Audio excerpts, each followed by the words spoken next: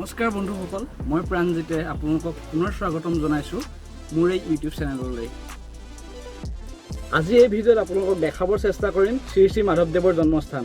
যিহেতু থাম্বনেইলটোত দেখিছেই, মোৰ লগত আছে মোৰ ভাইটি মানস।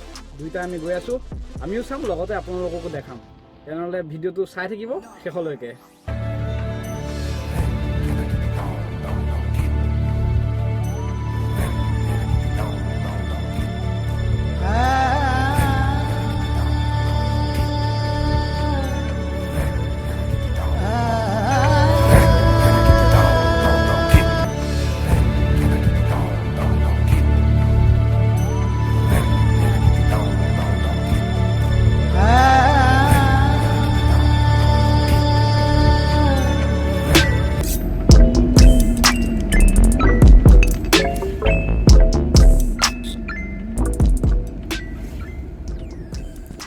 মহাপুৰুষ শ্ৰীমন্ত শংকৰদেৱৰ প্ৰধান শিষ্য মাধৱদেৱৰ জন্ম হৈছিল লখিমপুৰ জিলাৰ নাৰায়ণপুৰৰ লেটেকুপুখুৰী অঞ্চলত।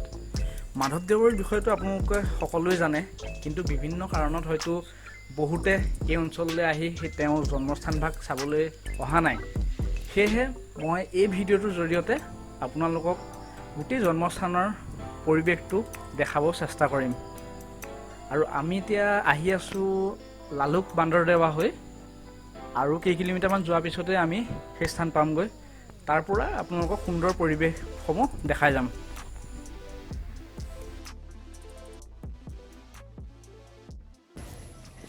তো বন্ধুসকল, আহি পালোঁ মই পবিত্ৰ লেটেকুপুখুৰী মহাপুৰুষ মাধৱদেৱৰ জন্মস্থান।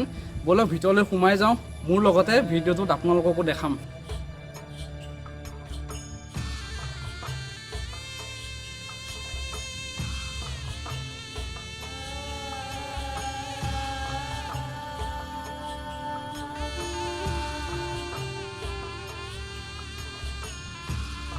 সোমাই আহি আছোঁ এতিয়া।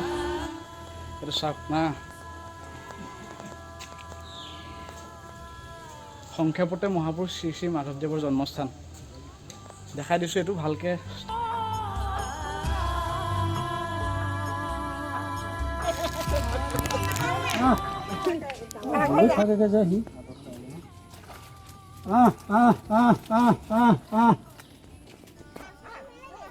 সোমাই। এইটো এটা ডাঙৰ পুখুৰী, ইয়াতে মাছ আৰু কাছও আছে। ইয়াত বহুত ডাঙৰ ডাঙৰ মাছ আছে ইয়াতে।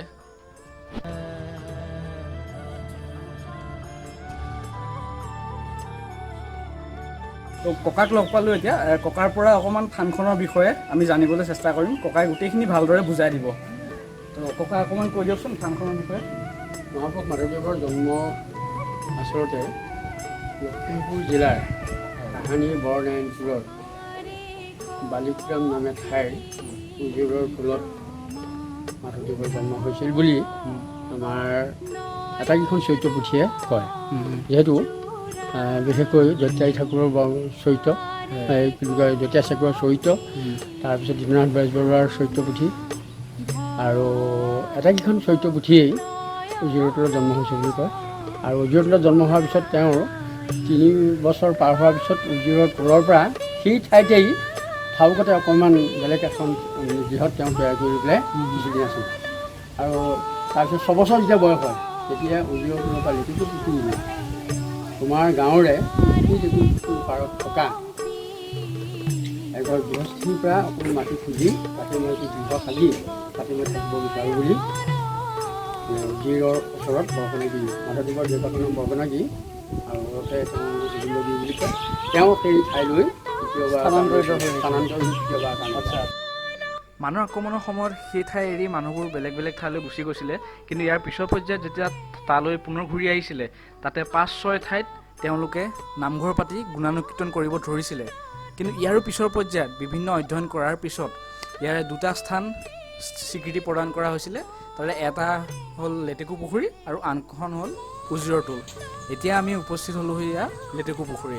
ঠাণ্ডা, পৰিৱেশটো ঠাণ্ডা হৈ আছে।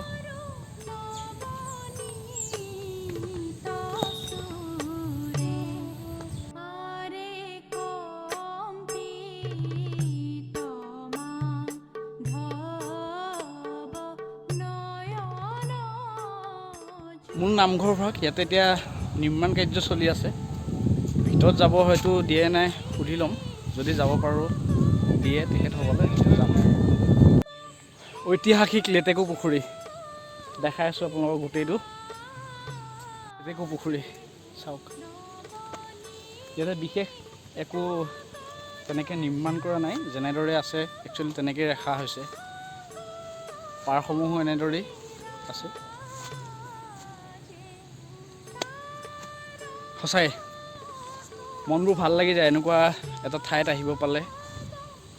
মহাপুৰুষৰ জন্মস্থান চাওক না। আৰু এই যে বগা ঘৰটো দেখিছে, এইটো হৈছে লেটেকু পুখুৰীৰ পাৰতে নিৰ্মাণ কাৰ্য চলি থকা মাধৱদেৱ কলাক্ষেত্ৰ।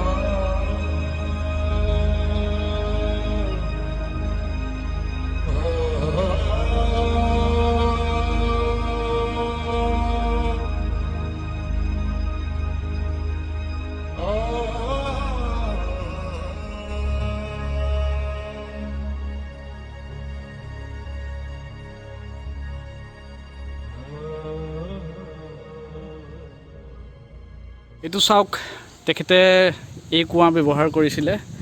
ভিতৰৰ পৰা দেখাম, পানী আছে এতিয়াও।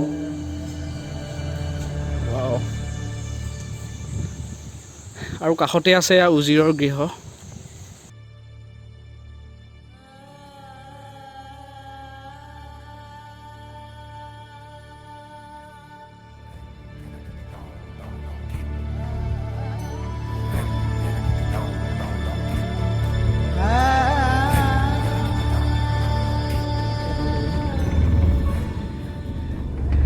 চ' গাইজ, ভিডিঅ'টো আজিলৈ ইমানেই আছিলে। কেনে পালে জনাব। আজি ভিডিঅ' গাড়ীৰ পৰা আৰম্ভ কৰিছিলোঁ, আজি গাড়ীতে শেষ কৰিম। আৰু মানস কিবা এটা কোৱা। ভিডিঅ'টো লাইক কৰিব, তলত কমেণ্ট কৰিব আৰু চেনেলটো ছাবস্ক্ৰাইব কৰিবলৈ একদমেই নাপাহৰিব। ধন্যবাদ। Thank U.